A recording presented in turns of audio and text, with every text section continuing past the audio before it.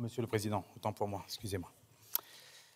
Il n'est pas ici question de jouer à question pour un champion, mais je vais toutefois commencer par celle-là. Savez-vous qu'est-ce qui coûte le plus cher dans les ménages français? Qu'est-ce qui coûte le plus cher au budget des ménages français? C'est le loyer, c'est le logement. Et nos pays dits d'outre-mer n'échappent pas à cette règle. C'est pourquoi notre groupe a pris la responsabilité, au-delà de toute vision politique ou étiquette, de faire remonter ce texte qui a été voté à l'unanimité au Sénat par le biais de la sénatrice Bélim, ici présente, que je salue. Et les résultats de ce dispositif d'encadrement du prix du loyer, elle a fait ses preuves dans plusieurs villes en Hexagone, et elle est temps qu'elle fait ses preuves aussi dans nos pays dits d'outre-mer. Cette mesure permettra de faire économiser jusqu'à 100 € par mois à des ménages. Calcul rapide, 1 200 € par an.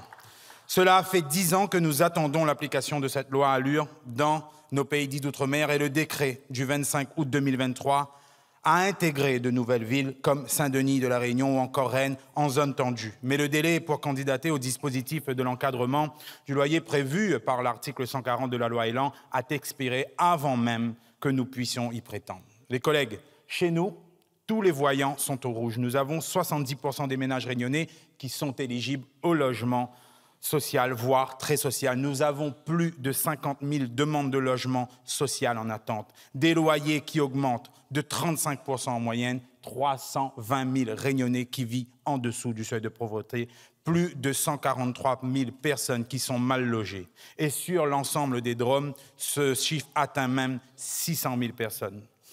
Concernant la construction, nous sommes à 1 739 logements livrés en 2024, alors que nous avons près de 3 000 logements livrés en 2017. Nous ne pouvons plus attendre d'avoir notre prochaine crise sociale, car la crise du logement, elle est déjà là.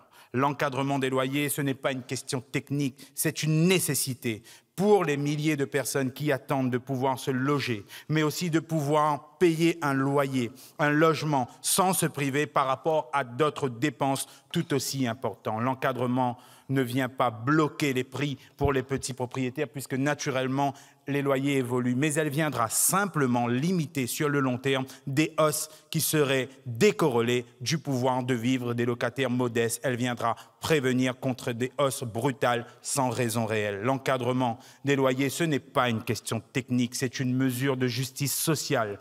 À l'heure où nous avons 38 nouvelles communes dans les pays dits d'outre-mer qui sont désormais en zone tendue, ce rattrapage n'est que juste compensation. Tampon, Saint-Denis, Sainte-Marie, Saint-Louis, Possession, Saint-Paul, Le Port, Saint-Pierre, entre deux, font partie de ces villes où les Réunionnais ne peuvent plus se loger à distance et prix raisonnable de leur travail.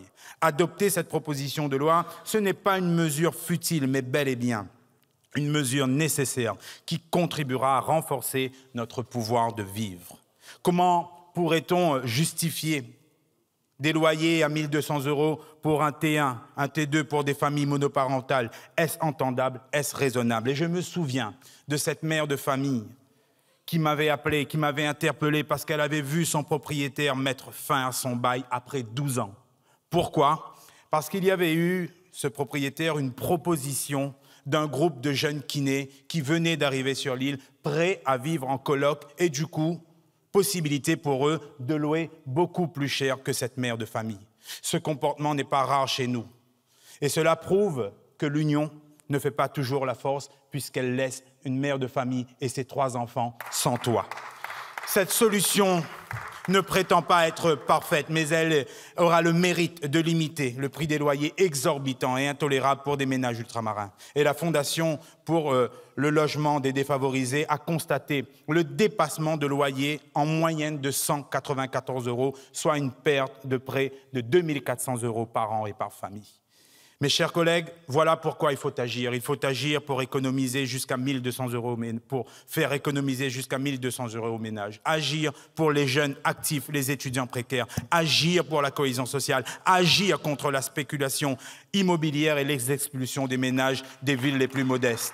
Enfin, Ce texte nous ramène au bon sens écologique, au bon sens économique, au bon sens géographique, avec la création d'un comité référentiel de construction d'adaptation normative. Mes collègues martiniquais, guadeloupéens, guyanais, nous en parlons depuis 2022, depuis que nous sommes arrivés dans cet hémicycle, combien il est nécessaire pour nous d'avoir des échanges économiques avec nos bassins et nos pays respectifs dans les bassins géographiques respectifs.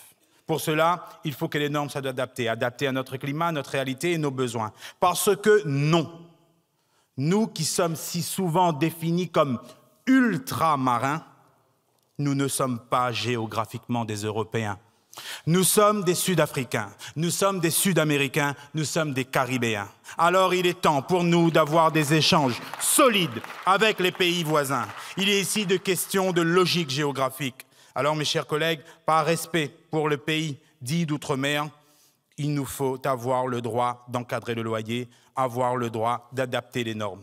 Et n'oubliez jamais que gouverner, c'est d'abord loger son peuple, et aux gros propriétaires qui ne cessent d'augmenter de façon indécente le prix du loyer. Il est question ici de faire un choix pour la société. Je vais finir par Thomas Sankara qui disait qu'à un moment donné, il faudra choisir. Soit c'est le champagne pour quelques-uns ou de l'eau potable pour tous.